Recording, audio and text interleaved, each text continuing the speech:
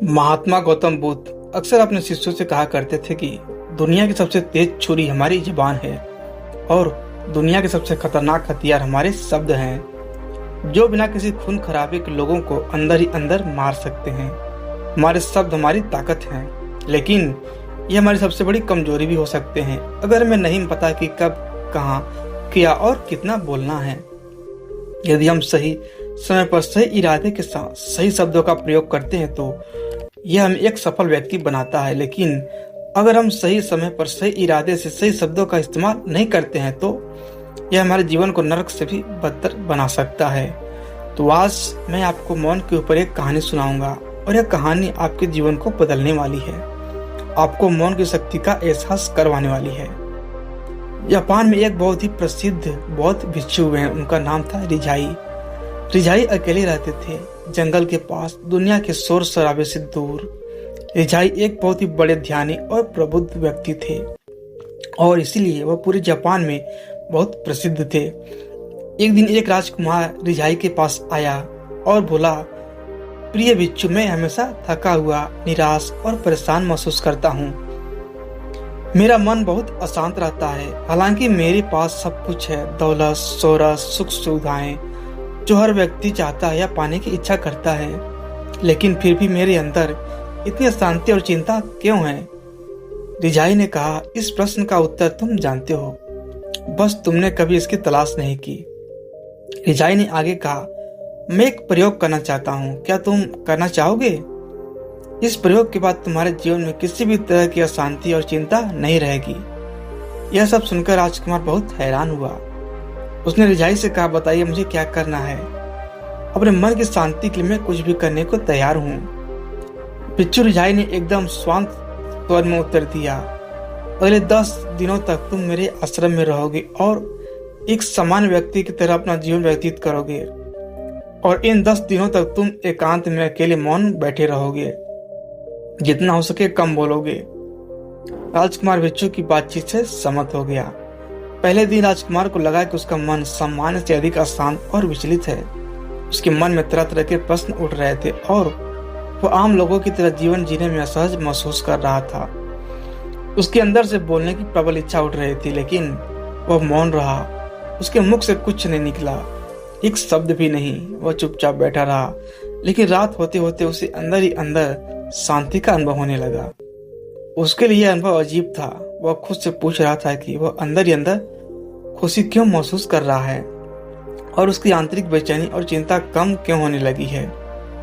अगले दिन राजकुमार एकांत में चुपचाप बैठा प्रकृति को निहार रहा था, पौधों को, फूलों को, आकाश में उड़ रहे पक्षियों को अपने जीवन में पहली बार महसूस कर रहा था कि उसके पास आसपास की प्रकृति कितनी अद्भुत है। वह दिन भर प्रकृति की सुंदरता और उसकी शांति को महसूस करता रहा। इस तरह से एक हफ्ता बीत गया और अब तक उसकी सारी बेचैनी, सारी हलचल, उथल पुथल और सारा तनाव एकदम गायब हो गया था। 8वें दिन की सुबह राजकुमार फिर से एकांत में बैठ गया और कुछ ही मिनट में उसकी आंखें अपने आप बंद हो गईं और वह गहरे ध्यान में चला गया। वह पूरे दिन वहीं आंखें बंद किए बैठा रहा और गहरे ध्यान में डूबता चला गया। ना कोई शब्द, ना कोई चिंता। राजकुमार भीतर से असीम शांति और आनंद से भर गया। राजकुमार अपने बाकी के 2 दिन इसी तरह गहरे ध्यान में व्यतीत करने के बाद 11वें दिन रिझाई के सामने प्रस्तुत हुआ और रिझाई को प्रणाम करके बोला, प्रिय भिक्षु, मुझे उत्तर मिल गया कि मेरे मन में इतनी उथल पुथल और चिंता क्यों थी। मैं जान गया कि मेरा मन इतना अशांत और विचलित क्यों था। रिझाई ने मुस्कुराते हुए पूछा, बताओ क्या उत्तर मिला तुम्हें? राजकुमार ने कहा, मैं आवश्यकता से अधिक बातें करता था। मैं किसी पर भी अपने शब्द और ऊर्जा व्यर्थ करता था। मैं दिन भर अपने लोगों से फालतू की बातें करता रहता और फिर उन्हीं के बारे में अकेले में सोचता रहता और ज्यादातर समय नकारात्मक ही सोचता। इस तरह मैं अपना समय बर्बाद कर रहा था। ज्यादातर बोलने और नकारात्मक सोचने की वजह से मेरा मन अशांत और बेचैन हो गया और इस वजह से मैं किसी भी चीज पर ठीक से काम नहीं कर पा रहा था, जिससे फिर मैं लगभग हर काम में असफल होने लगा और फिर इन लगातार मिलने वाली असफलताओं की वजह से मैं और भी उदास और चिड़चिड़ा हो गया और इसने मेरे जीवन को नष्ट कर दिया। लेकिन यह 10 दिन पूरी तरह से अलग थे। अब मुझे ऐसा लग रहा है कि मैं अपना जीवन पूरी तरह से जी रहा हूँ, लेकिन इससे पहले मैं अपना जीवन गलत तरीके से जी रहा था। और मैंने यह भी सीखा कि हमें सिर्फ ध्यान करने की जरूरत नहीं है, ध्यान अपने आप होता है जब हम स्थिर, शांत और मौन होते हैं। ध्यान के पिछले कुछ दिनों के दौरान मैंने जो पहली चीज सीखी वो यह कि मनुष्य के जीवन की सबसे महत्वपूर्ण घटना स्वयं को जानना है। यह सुनकर रिजाई ने कहा, सिर्फ तुम ही नहीं, दुनिया में ज्यादातर लोग जरूरत से ज्यादा बोलते हैं। आज भी लोग ज्यादातर समय केवल एक दूसरे को नीचा दिखाने के लिए ही बोलते हैं। कुछ लोग ना चाहते हुए बातें करते हैं और अपना जीवन बर्बाद कर लेते हैं। रिजाई ने राजकुमार को मौन का महत्व समझाते हुए कहा, एक बार गौतम बुद्ध से उनके शिष्यों ने पूछा, प्रिय बुद्ध, आप ज्यादातर समय चुप क्यों रहते हैं?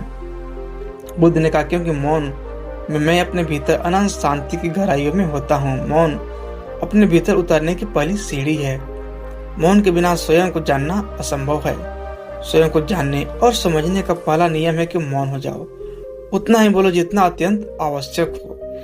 जिसे बोलना आवश्यक न उसे छोड़ दो, उसे मत बोलो और तुम अचानक पाओगे कि 90% से ज्यादा तो व्यर्थ का है। ना बोलने तो कोई नुकसान न था, बोल के ही गलती कर दी। दुनिया की 90% मुसीबतें कम हो जाएं अगर लोग थोड़ा चुप रहें, झगड़े फसाद कम हो जाएं, उपद्रव कम हो जाएं और अदालतें कम हो जाएं अगर लोग थोड़ा चुप रहना सीख लें। संसार की बहुत सारी समस्याएं, बहुत सारा उपद्रव सिर्फ बोलने से पैदा होते हैं। सारी बात मौन सीखने की है। जब तुम नहीं बोलते तब तुम एकांत में अकेले हो गए, भरे बाजार में भीड़ में खड़े हो गए। नहीं बोलते हिमालय के शिखर में पहुंच गए। जिसने मौन की कला जान ली वह भीड़ में भी अकेले होने की कला जान लेता है। वो अपने भीतर डुबकी लगाने लगता है। एकांत में तो आदमी स्वर्ग में है। दूसरे की उपस्थिति ही बेचैनी पैदा करती है। पहले तुम मौन को साधो। पहले तुम अपनी ऊर्जा को मौन में उतरने दो, गहराने दो मौन को, और उस स्थिति में पहुंचो कि बोलते ही लगे कि बेईमानी हो गई। जब दूसरों की मौजूदगी से तुम उब जाओ, परेशान हो जाओ, तो उचित है कि आंखें बंद कर लो और अपने आप में खो जाओ। वहां से पाओगे ताजगी, क्योंकि तुम्हारे जीवन का स्रोत वहीं छुपा है। वह किसी दूसरे में नहीं, तुम्हारे भीतर है। तुम्हारी जड़ें तुम्हारे भीतर हैं। आखिर कौन तुम्हें तुम्हारे भीतर लेकर जाएगा? कोई नहीं। तुम्हें स्वयं अपने भीतर उतरना पड़ेगा। अपने भीतर, जो वही परम राज्य है, जीवन का वही स्रोत है, अनंत का वहीं से जन्म हुआ है और वहीं मौत में डूब जाओगे। वहीं तुम्हारा सूर्य उदय हुआ है और वहीं से वस्त भी होगा। उसमें बार बार डुबकी लो। जब भी तुम डुबकी लगाकर वापस लौटोगे, वहां से तुम पाओगे फिर से ताजा हुए, फिर जीवन की नई संपदा मिली और फिर नई शक्ति का जन्म हुआ। थकान गई, उदासी गई, चिंता गई। जैसे कोई स्नान करके लौटता है तो शरीर शीतल हो जाता है, शांत हो जाता है। इसे जब कोई भीतर से होकर वापस आता है तो मौन में स्नान करके लौटता है तो समस्त अस्तित्व, समस्त व्यक्तित्व शांत और मौन हो जाता है, आनंदित हो जाता है। जब तुम आंतरिक मौन की उस प्रकाष्ठा पर पहुंच जाओगे, तब तुम पाओगे कि बोलने से भी तुम्हारा मौन खंडित नहीं होता, वह बना ही रहता है। उसकी एक अंतरधारा लगातार तुम्हारे भीतर बहती रहती है। तुम बोलते तो हो लेकिन अपने से छोड़ते नहीं। तुम शब्द का उपयोग भी करते हो, लेकिन वह तुम्हारे मौन को खंडित नहीं करता। एक बार गहरे मौन में स्थिर हो जाओ, फिर तुम्हारी वाणी में भी सुगंध आ जाएगी, फिर तुम्हारी वाणी में भी एक विशालता आ जाएगी। तुम्हारा बोलना संगीत पूर्ण होगा, तुम्हारा बोलना सत्य होगा। तुम बोलोगे तो दूसरों पर भी शीतलता छा जाएगी। जैसे ही तुम अंदर से चुप होते हो, तुम इतने शक्तिशाली होने लगते हो। समाज पर निर्भरता तुम छोड़ने लगते हो और तुम्हारे जीवन में एक मस्ती आती है जो केवल दीवानों के जीवन में होती है। तुम्हारे चेहरे पर एक नई रौनक आ जाती है। तुम्हारी आंखें किसी और ही खोज से भर जाती हैं और तुम अनंत शांति के समुद्र में डूबने लगते हो। इतना कहकर बहुत भिक्षु ने अपनी बात खत्म की और वो मौन में चले गए। राजकुमार भी उनका धन्यवाद कर अपने महल वापस चला गया। दोस्तों, आपने भी अनुभव किया होगा कि बहुत ज्यादा बात करने से दिमाग अशांत हो जाता है, जिससे हम अपने दिमाग पर नियंत्रण खो देते हैं और साथ ही अपना ध्यान भी खो देते हैं।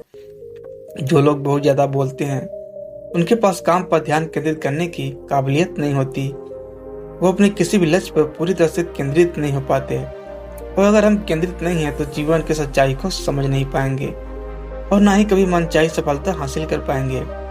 इसके अलावा भी आपने देखा होगा कि जो लोग अधिक बोलते हैं ये लोगों के बीच हंसी का पात्र बन जाते हैं, और जो लोग कम बोलते हैं वो अपनी बात पर कायम रहते हैं। उन्हें लोगों से सम्मान मिलता है, लोग उनकी बातों को सुनते हैं, उन पर भरोसा भी करते हैं। जो लोग जरूरत से अधिक बोलते हैं और अपने विचारों के बारे में पक्के नहीं होते, उनका दिमाग अस्थिर और विचलित रहता है, शोर से भरा रहता है, और एक अशांत दिमाग वाला व्यक्ति जीवन में किसी भी चीज में सफल नहीं हो पाता, क्योंकि वो किसी भी काम में फोकस नहीं कर पाता है।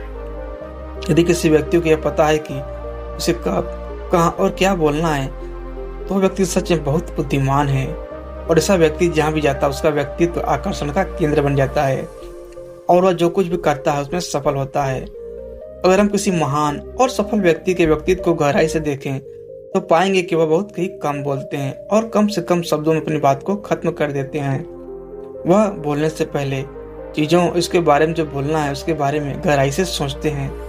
लेकिन जो लोग बहुत ज्यादा बोलते हैं कई बार वह झूठ भी बोलते हैं और अपनी बातों से दूसरों के मन और विचारों पर कचरा डालते रहते हैं। वह ज्यादातर समय दूसरों की बुराई करते रहते हैं, इसीलिए उनके आप से भी अपने भी उनसे नफरत करने लगते हैं और उनसे बचने की कोशिश करते हैं। हमारे भारतीय उपनिषदों में कहा गया है कि हमारे शब्द वास्तविक ब्रह्मा शक्ति हैं। मौन से धैर्य आता है, धैर्य से ध्यान, और ध्यान से हम अपने जीवन के बारे में जागरूक हो जाते हैं। अगर हम ज्यादा बात करते हैं तो हम मौन को खो देते हैं, जो कि मन की शांति का पहला स्तंभ है। दोस्तों, आज से हम भी मौन का अभ्यास करते हैं। आज से हम भी वही बोलेंगे जो जरूरी है, और हम कोशिश करें कम से कम शब्दों में अपनी बात को खत्म करें, और हो सके तो कोशिश करें कि रोज कम से कम 30 मिनट एकांत में चुपचाप बैठें। और मुझे पूरा विश्वास है कि इससे हम सब के अंदर एक सकारात्मक बदलाव जरूर आएगा। इसी के साथ इस वीडियो को खत्म करते हैं। मुझे उम्मीद है कि आपको इस वीडियो से काफी कुछ सीखने को मिला होगा। अगर हमारे चैनल पर नए हो तो इस चैनल को सब्सक्राइब अवश्य करें। धन्यवाद।